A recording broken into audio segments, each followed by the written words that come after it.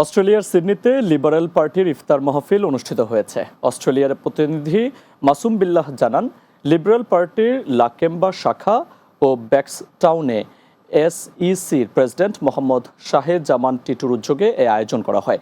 সিডনির প্রখ্যাত ভেন্যু লে montage event সেন্টারের লিবারেল পার্টির ষষ্ঠ বার্ষিকীতে এই ইফতার ডিনার অনুষ্ঠিত হয়।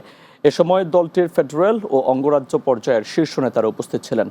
উপল আমিনের উপস্থাপনায় শায়ান জামানের কুরআন তেলাওয়াত ও আজানের মাধ্যমে অনুষ্ঠান শুরু হয়। অনুষ্ঠানে এমপি, এমএলসি, সিনেটর, মেয়র ও কাউন্সিলরদের পাশাপাশি পেশাজীবী চিকিৎসক, কমিউনিটি প্রতিনিধি এবং গণমাধ্যম কর্মীরা উপস্থিত ছিলেন। অনুষ্ঠানে বক্তারা বাংলাদেশি কমিউনিটির রাজনৈতিক অগ্রযাত্রায় মোহাম্মদ জামানের ভূমিকার কথাও তুলে ধরেন।